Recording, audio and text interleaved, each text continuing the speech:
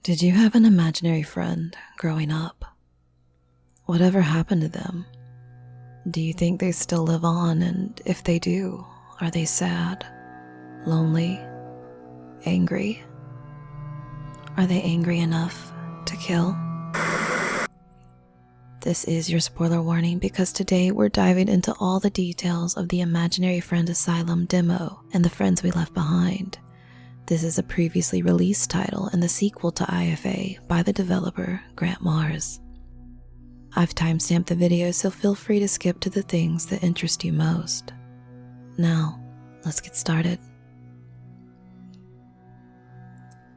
The story starts with a fire. A building is in flames and a little girl stands at the center of it all. "I'm burning," she says. "My head is on fire. Mommy, Daddy, I'm sorry." There's a blurry red light, a flash, and then black. Cryptic cutscene over, and it's 1949. You play as 8-year-old Anthony Rivers, who has just arrived at the Hathmoore Children's Asylum. His medical chart indicates that Anthony experienced hallucinogenic episodes, behavioral issues, and attempted to end his own life. His suspected diagnosis, according to his chart, is schizophrenia. You've been assigned to room 6 in the male ward, and you're expected to follow your daily schedule to a T. There's breakfast, chores, your insulin coma therapy 6 days a week, lunch and medication, 2 hours of free time, daily lessons, then dinner time and lights out. Failure to comply gets you sent to a padded cell in the punishment room. You meet Niccolo Gallo, who is 9 years old and has been at the asylum the longest, since he was 3 years old. You also meet Niccolo's imaginary friend Polo. While you don't have one of your own, you are able to see all the imaginary friends within the asylum.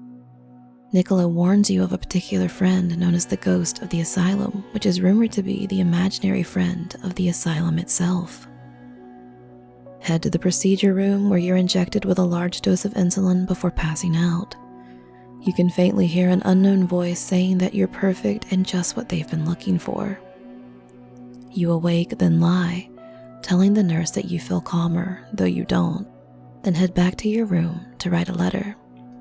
You write your parents, telling them about Niccolo and Polo, the mean nurses, and your coma therapy. Then off to lunch you go, where a nurse stands over you and watches as you take your pills and eat the slop on your plate.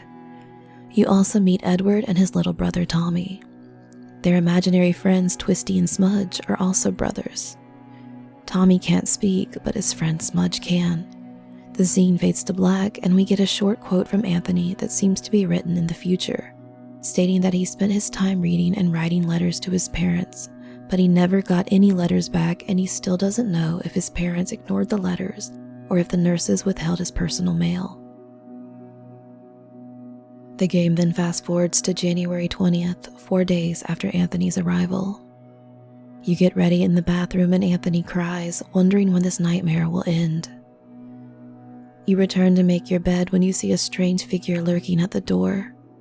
It appears to be another imaginary friend, all dressed in black, wearing a hat and a plague doctor mask.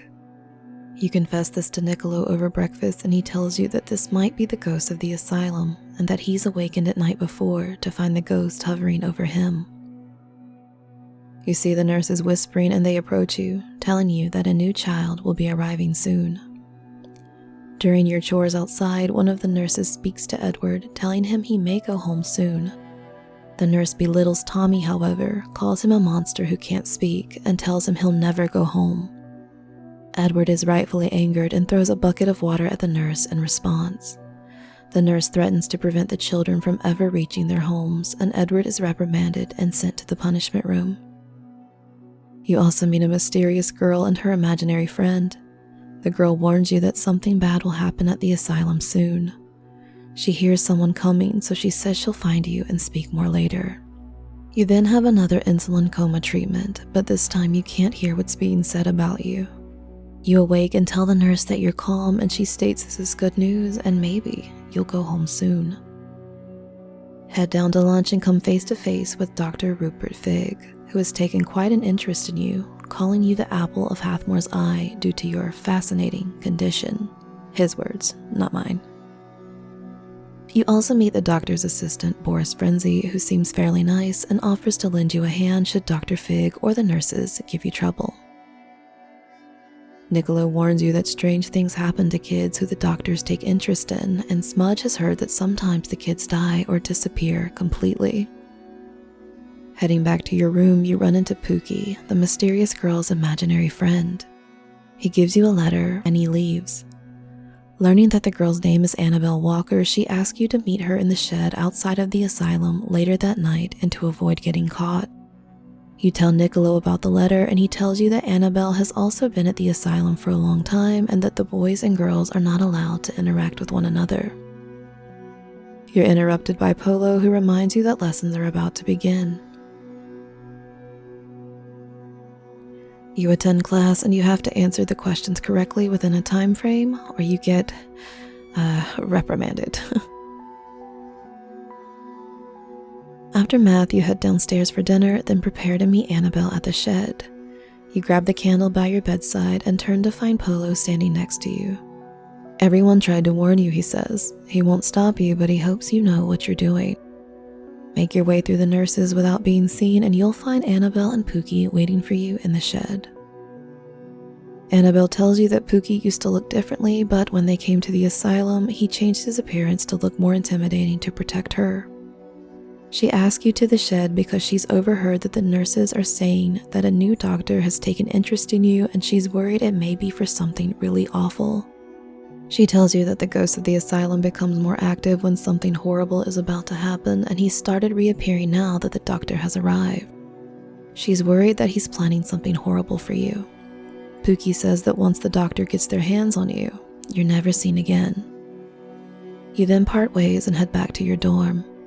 Niccolo and Polo are waiting outside the room for you, and Niccolo is upset that you're out at night. One of the nurses catches you, then you head back to your room and tell your friends all that Annabelle said. The next morning is January 21st. Niccolo apologizes for being upset and goes with you to get ready for your punishment. You head down for breakfast, but the nurses take away your food, sending you to the main bathroom upstairs to clean instead. The last stall is locked, and when Niccolo calls out to see if someone is inside, Marco, a new imaginary friend, opens the door. Behind him is Pete Gustavo, who tells you he just arrived this morning. He came to hide in the bathroom because he was upset.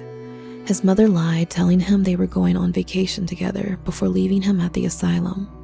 He's also surprised that both Niccolo and Anthony can see Marco. Pete then leaves, you finish cleaning the bathroom, and the nurse inspects your work, determining that you've done well enough to earn yourselves lunch. But first, it's time for another treatment. This time, Dr. Fig and Boris are waiting for you inside. Dr. Fig says he wanted to observe you during your treatment, and as you fall asleep, you can hear him thanking the nurse for letting him add new ingredients to your insulin. You pass out and find yourself in a dreamlike state. There's a long hall leading to an exit, but when you go through it, you're met with an odd sight. The lunchroom is on fire and the nurses are dancing wildly atop the tables. You then climb a flight of stairs and go through another door to find yourself in the punishment room where Edward lies unmoving in a padded cell. A strange noise repeats itself on a loop and Twisty is standing over Edward, holding his hands to his head as if in pain. Next is a long drop down to another door labeled staff only. Inside is Tommy and Smudge. Smudge is writing "You're going to die" on the walls, and Tommy stands beside him, appearing to be crying. You walk through two older double doors and must walk across a long platform that's hovering over a dark abyss. Make it to the next door to see the nurses dancing around the shed with Pookie floating in suspended animation above it. Enter the shed and you then get to see a series of doors that appear to be the ones from the main bathroom. You'll catch a glimpse of the ghost of the asylum as you open these. Make your way through these doors and you'll find yourself in the eeriest room of all. Niccolo is lying in a bathtub that appears to be full of blood and his eyes are closed. There are colorful fireflies buzzing about the room, a light fixture has been broken, and there are pills on the edge of the bathtub. The next room is a flooded hallway, and the final room is a larger ward with Polo standing over a tombstone that's been splattered with blood. "I tried to warn you," Polo says as you leave him and the room behind. You cross a disorienting, spinning tunnel of grandfather clocks and enter the asylum's front doors once more. You're transported to the asylum rooftop and come face to face with the ghost of the asylum. He follows you through various obstacles all set about in outer space, and if he catches you, you must restart the obstacle. You reach the end, and engraved on a large tombstone is the word "jump." You do so and fall down into a bright purple light. Annabelle stands before you in this dream, and her smile is stretched wide across her face in an eerie way. She screams at you to wake up, and you do, finding yourself lying in Boris's office. He claims you were burning up with a fever while you were asleep, as Dr. Fig thought a fever would burn your mental illness away and cure you. He says Dr. Fig has begun poisoning you, and though he tried persuading him to stop, he won't listen because Dr. Fig outranks Boris. He is concerned that you'll die if Fig continues.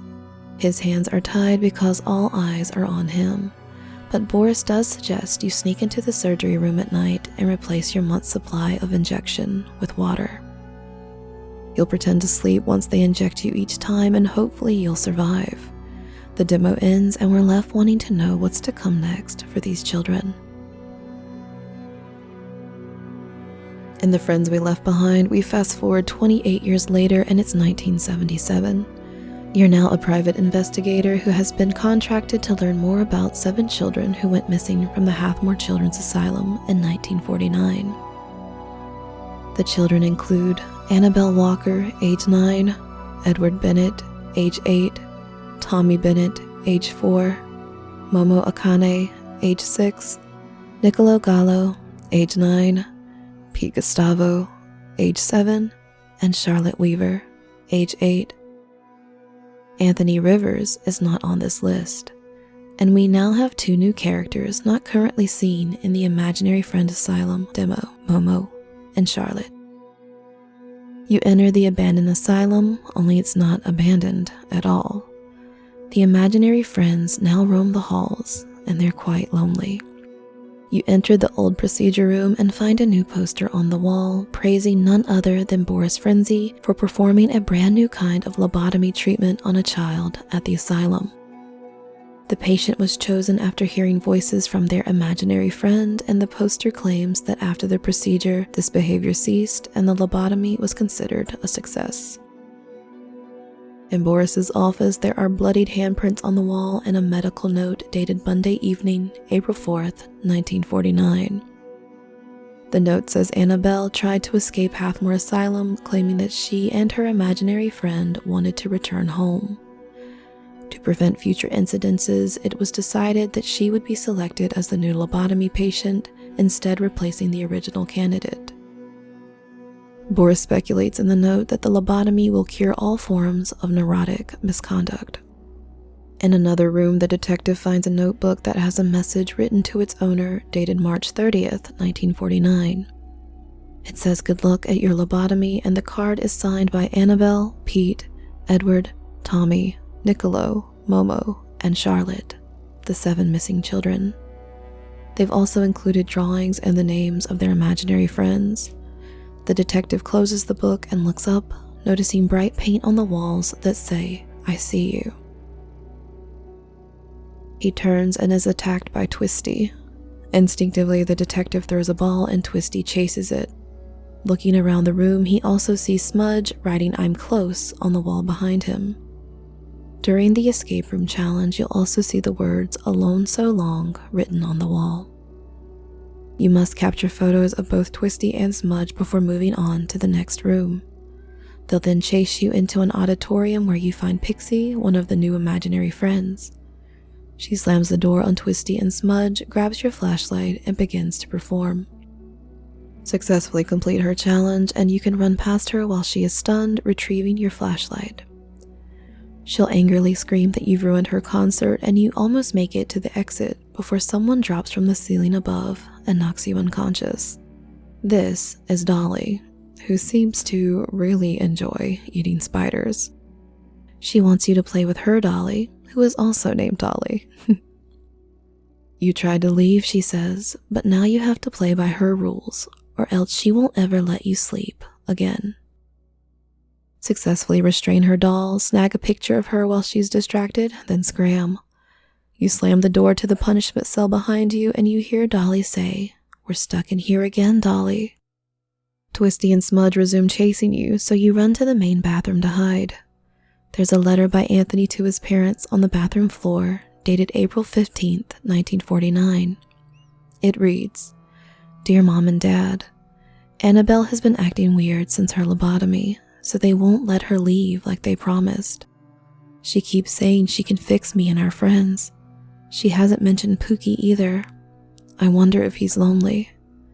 I feel bad she took my place. I hope we can still be friends. I miss you. Please let me come home soon. Love, Anthony." The detective hears Polo counting, and we think for a moment that he may have found us, but instead he finds Marco hiding in the bathtub. Marco hates playing hide and seek, however, so they decide to play a game of none other than Marco Polo. Survive this game, then make it as far as the front gate before you're stopped by the final friend, Pookie, Annabelle's best friend. "So you've returned," he says. "However, this time you won't have the opportunity to run away. Annabelle was right. The only way to truly be free is to give up the darkest corners of one's mind. But first, I have a pressing question to ask. Where is she?" You run away from him and he continues, "If you won't answer my question, then I'll have to tear it out of you." Your goal is to get through the gate without Pookie getting you first. Do this and Pookie is trapped between the gate and the final cutscene plays, showing Pixie, Twisty, and Smudge at the front door. Dolly looks down to you from a window and Marco and Polo appear from underneath a bush, looking at each other with unreadable expressions. The friends pull Pookie out of the gate and you run for your car. "I could have fixed you," Pookie says as you reach for your keys, only to realize that Dolly stole them from you while you were passed out. You take off on foot and don't stop until you reach the nearest payphone. You call the police and they give you a ride back towards the asylum. When you arrive, the gate is open and the asylum is ablaze in a similar manner as the beginning of the Imaginary Friends Asylum, with the girl at the center now suspected to be Annabelle. Only Annabelle isn't shown in this cutscene. Instead, two bright red eyes appear at you through a bush, and the game ends. There is so much to unpack with these games and so many interesting details, from the imaginary friends themselves to the children, what happened to Annabelle, and what was truly going on at the asylum. But I think the easiest thing to note is that the investigator was actually Anthony Rivers, who returned 28 years later after running away from the asylum. Pookie says as much when he says that you've returned and asks Anthony where Annabelle is. He was the only one to see the friends when he was a child, even though he didn't have one of his own. He also already knows how to handle all the imaginary friends throughout the friends we left behind. He has pre-written investigator notes on each character, and throwing the ball immediately after seeing Twisty makes me think he's played with him before. He's startled when he sees Twisty at first, but not because of his bizarre appearance, but rather because he wasn't expecting to see Twisty or the others again. Then there's the events that led up to Annabelle's lobotomy. From Boris's note and the notebook, we know that Anthony was the original candidate, but when Annabelle tried to run away, she became the replacement for Anthony as the first child to receive the latest lobotomy treatment. We also know that we'll most likely meet Momo and Charlotte in the full version of the Imaginary Friend Asylum, and while it's not directly stated in the friends we left behind, we can assume that Pixie was Momo's imaginary friend. In a TikTok video by Grant Mars, they credit Love Live as one of the inspirations for Pixie, and Momo Akane does seem to be a Japanese name. But all that aside, Momo also signed the good luck note to Anthony with a pink heart. Pixie is also drawn in pink, and according to Grant, pink is Pixie's favorite color. Knowing all the other imaginary friends and their children, that just leaves Dolly and Charlotte as the final pairing. The friends' designs are highly effective and a really great choice by the developer from a marketing standpoint. They're bright and each one has a unique color palette, and then there's the individual designs. The combination of nostalgia and creepy is just classically a good move, and when thinking about their conception, I have to wonder what the designs say about the children who imagined them. Do they convey the kids' interest? Does Pete like pirates, Niccolo reading or acting, Edward and Tommy gardening and art? Or do they actually hint at the children's trauma? I personally don't think that any of the children are evil, but rather have been admitted to the asylum due to poor misconceptions about mental health and trauma during that time period. While we now know that having imaginary friends are perfectly normal and actually indicate a child with a great imagination, in the 40s it was often seen as a sign of a mental disorder. I will add that sometimes children create imaginary friends as a coping mechanism in response to trauma, but for the most part they're created to explore and make sense of the world around them. I could see the children here creating their friends to serve a dual purpose, both due to their imaginations, but maybe also to help them cope with trauma or people they've experienced in their lives. I had a thought that Polo's design might subtly convey someone in Niccolo's life that acted in a way that's similar to histrionic personality disorder, where they shift between emotions really rapidly. I thought this because of the range of emotions on his chest. Other diagnostic criteria that seem to match Polo in his design include often acting in a dramatic way, enjoying being the center of attention, and using one's physical appearance to draw attention to oneself. Twisty and Smudge's designs are really interesting to me too. Smudge has this cute little canvas-like painting for a mask, but then there's something that appears to be a ghost in his right eye, as if Tommy witnessed the death of someone or something. Then there's also a more eerie mask on the back of his head with red eyes, pointed teeth, and a mustache. It kind of gives me literal backstabbing, deceitful vibes, as if someone ruined Tommy's trust, maybe lied or betrayed him. Then Twisty's design is quite possibly my favorite because there's just this whole story there that may be entirely incorrect, but just hear me out. So Twisty has a few themes going on in his design. There's the crying moon, this element of a garden or being outside with the grass-like texture and his green body, the shovel that's positioned in such a way to resemble an animal ear, and his spiraling left eye that almost looks like you're falling into a hole. To me, this almost feels like Edward's trauma involves the death of a pet in which someone bashed them over the head with a shovel, then buried the animal outside at night. I think incorporating the crayons and drawings that are reminiscent of Smudge's design symbolizes that perhaps Tommy also witnessed and shared this experience and trauma with Edward. But like Pookie, did the rest of the characters transform once arriving at the asylum, deciding to become a bit more sinister looking to protect their kids? And if so, from what? As they don't seem to be capable of interacting with adults, I'm guessing they're trying to intimidate and protect the kids from the ghost of the asylum. With his plague doctor mask and claims of him being an imaginary friend of the asylum itself, what's his deal? If we think about his design, plague masks were worn by doctors and physicians in an attempt to protect themselves from disease when they visited infected patients. They often symbolize death and disease, as often these doctors were the last thing a patient would see before they died. But if you think about it from the doctor's perspective, they could also symbolize sacrifice and the better good, as these doctors put themselves at great risk to treat patients. So at first I thought that maybe the ghost was once the imaginary friend of Boris. The IFA demo does set Dr. Fig up to be the bad guy of the game, but we know from the friends we left behind that Boris is the one who performs the lobotomy on Annabelle. So maybe Fig is more of a red herring. But that conclusion seemed a bit too easy, so then I got to thinking about the time period again, and plague doctors were around in the 16th and 17th centuries, so 1500s to 1700s. Then there's this Victorian photograph of a family placed in two locations within the boys' ward. One is on the table next to Tommy's bed, and the other is next to Niccolo's and positioned between two candles underneath a cross, almost like in a place of honor. The photo depicts 7 adults and 3 small children, 2 boys and 1 little girl. And while there are 7 adults and 7 missing children at the asylum, from what I can tell from the image, the photo depicts 4 females and 3 males, while the asylum contained 3 missing girls and 4 missing boys. Honing in on the children in the photo though, could one of these children be the original creator of the ghost? The Victorian era began roughly 137 years after the peak of plague doctors, but perhaps one of the children heard stories about them from the adults. And with the family seeming almost revered in the ward, are we looking at the creators of the asylum itself? Does this family hold dark secrets of its own? In another TikTok video, Grant summarizes the friends we left behind by stating the imaginary friends aren't imaginary anymore.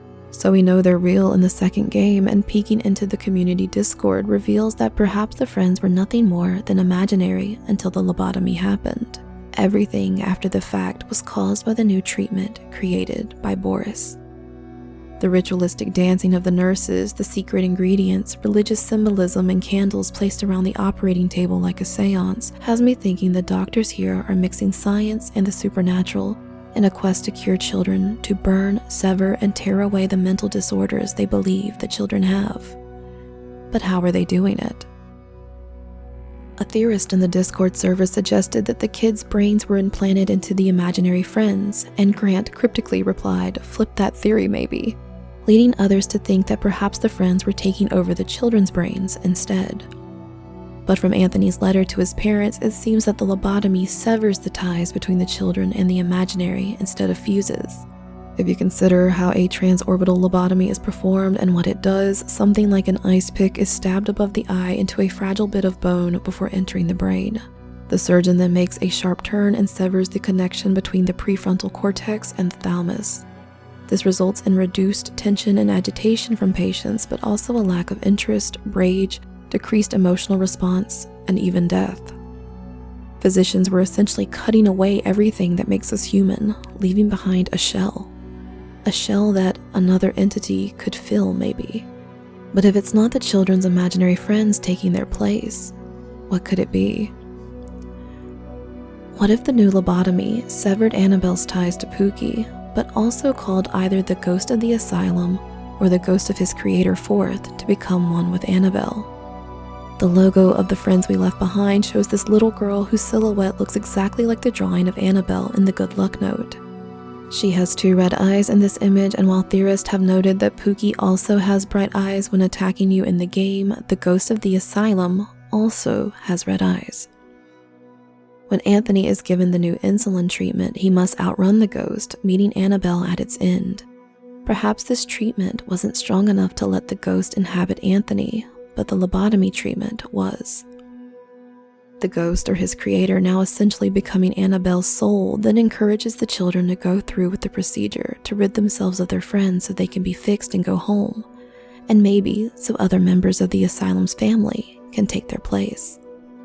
Pookie tells us that Annabelle had said, "The only way to truly be free is to give up the darkest corners of one's mind," and encouraging the children to accept lobotomies would literally carve those parts out and sever the ties to their friends along with it, leaving a space for more ghosts to potentially fill, allowing them to finally be free, not the 7 children.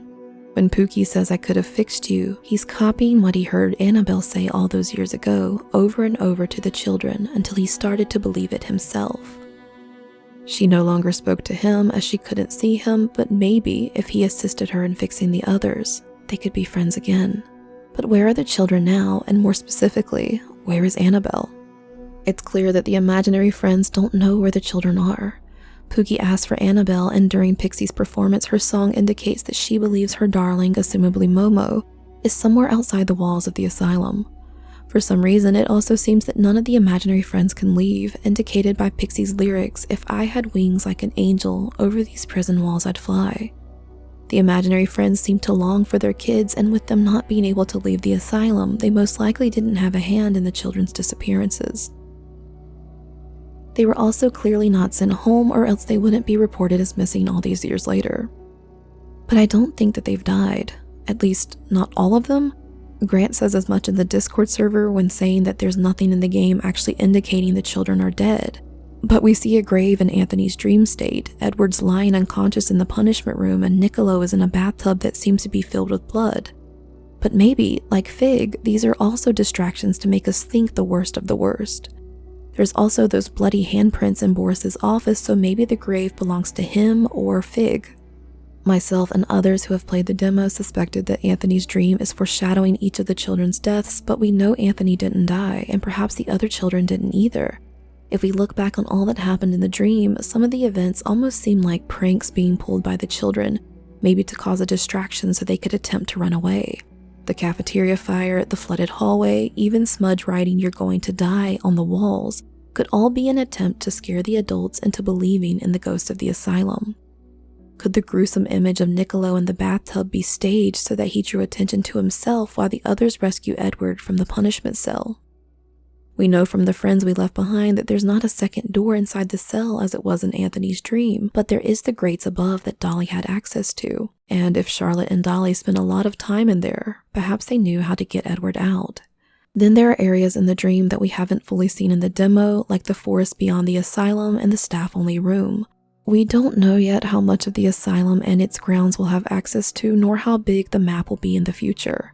Combining this idea with the void you cross in the dream, the bricked-in tunnel you fall down, and the ominous jump sign at the final stage of the dream, I have to wonder if the missing children never left the asylum. Maybe they're actually hidden somewhere within the asylum where their friends can't find them. Somewhere underground. If we're dealing with magic and science like I initially thought, then it's possible they've been kept alive all this time, maybe even suspended in time as we saw Pookie in the dream. If Annabelle is being controlled by the ghost of the asylum, and this ghost is perhaps afraid of all of these imaginary friends, it would make sense that he hid the children away, continuing to carry out his plan of taking away parts of their minds and experimenting on them, perfecting the way to bring back his lost creator and members of his family. I know some of my ideas for these games are a bit reaching, but hey, that's the point of theorizing, right? To come up with interesting scenarios based on what clues you have and to talk it out with others to see what else can be considered plausible, correct, or false. That's what makes games like these so fun, at least to me. But as always, I want to know what you think. What happened to the children? What's really going on with these lobotomies? And what do you think will happen next in the Imaginary Friend Asylum? Who was staring back at Anthony at the end of the friends we left behind? Was it Pookie, or was it maybe Annabelle? If you enjoyed this video, please let me know by clicking that subscribe button, liking the video, and turning on those notifications so you can see the next time I upload more theories on dark and spooky indie games. This one is a bit longer than my usual, so if you like that, let me know, and if you prefer shorter videos, I'd like to know that as well. Here's another video about someone who's actually dealing with quite a lot underground. And as always, thanks for watching.